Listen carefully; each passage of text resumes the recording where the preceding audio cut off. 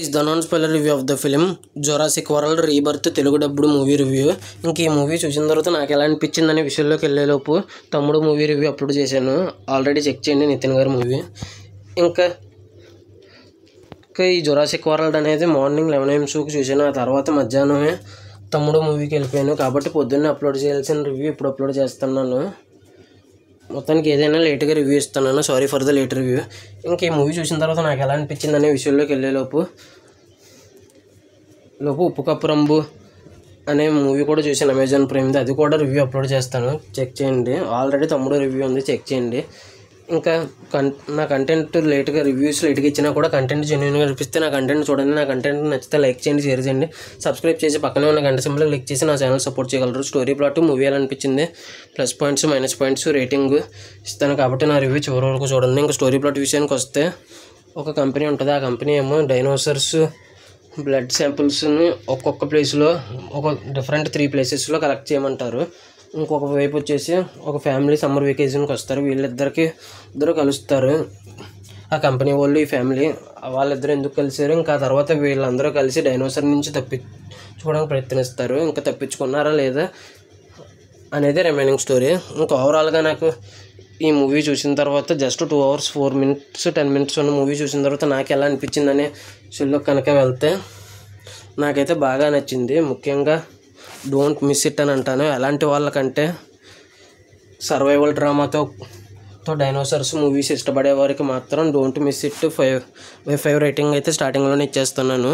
Survival drama dinosaurs movies ఇష్టపడే వాళ్ళకి మాత్రం ఈ సినిమా నచ్చుద్ది. ప్లస్ పాయింట్స్ మైనస్ పాయింట్స్ కూడా చెప్తాను, అది చెప్తే ఇంకా క్లారిటీ వస్తుంది. కాబట్టి నా రివ్యూ చివరి వరకు చూడండి.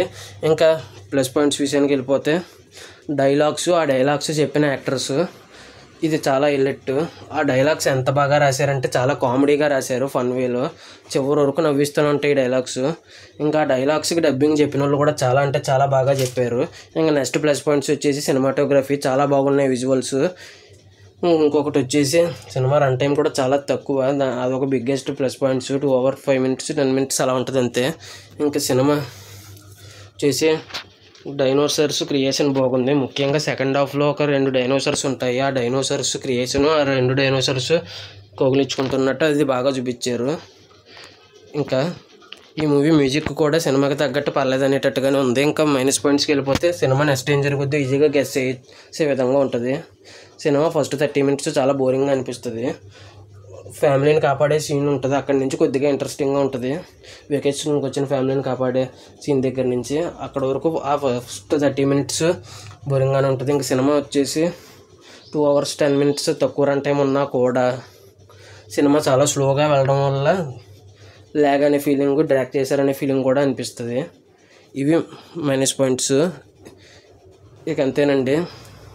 ఇంకా సర్వైవల్ డ్రామా డైనోసార్స్ మూవీస్ ఇష్టపడే వాళ్ళకైతే నచ్చుద్ది, స్టార్టింగ్లోనే చెప్పాను.